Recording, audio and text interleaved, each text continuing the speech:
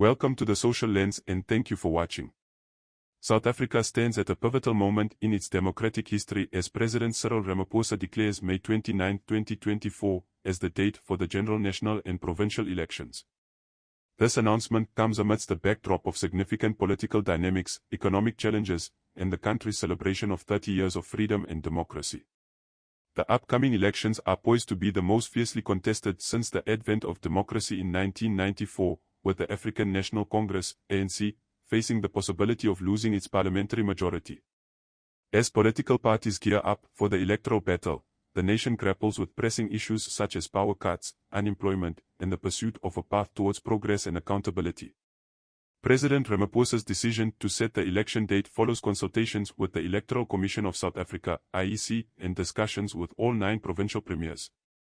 Emphasizing the importance of citizen participation, Ramaphosa urges all eligible voters to exercise their democratic right and contribute to shaping the nation's future. The proclamation to formalize the election date underscores the government's commitment to upholding constitutional principles and ensuring a transparent electoral process. The upcoming elections signal a potential shift in South Africa's political landscape, with the ANC projected to fall below the 50% threshold for the first time.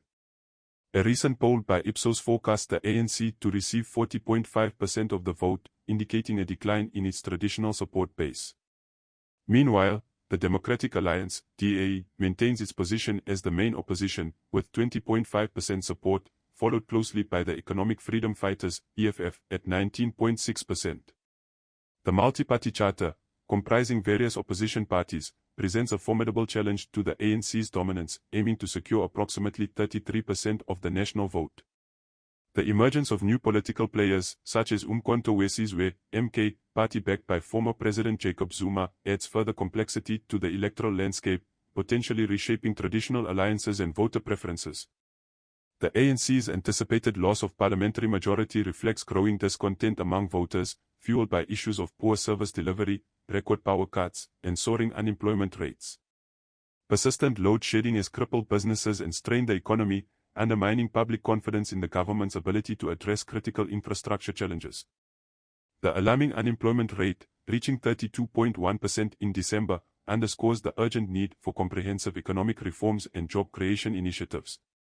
Against this backdrop, the ANC confronts the daunting task of retaining voter support while addressing systemic issues that have eroded public trust over the years.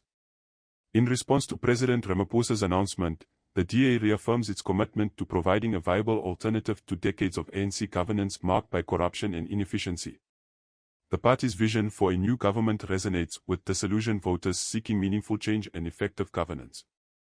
As the election date approaches, the DA calls on all South Africans to join its efforts in reshaping the country's future trajectory and overcoming the legacy of ANC mismanagement. The Economic Freedom Fighters, EFF, position themselves as a radical alternative to both the African National Congress, ANC, and the Democratic Alliance, DA, presenting a platform that advocates for economic redistribution, social justice, and systemic change.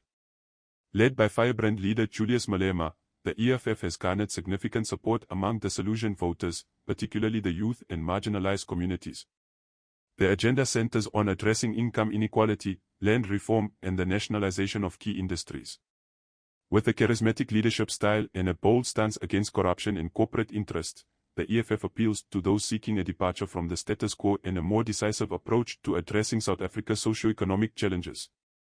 While critics raise concerns about the feasibility and implications of their policies, the EFF's proposition as a viable alternative resonates with a growing segment of the electorate discontented with the ANC's governance and the DA's market-oriented policies.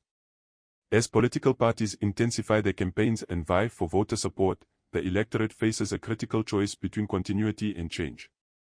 The outcome of the elections will not only determine the composition of the next government but also shape the trajectory of South Africa's socio-political landscape for years to come. If you found this video informative, please click the like button and consider subscribing to the channel. Until next time.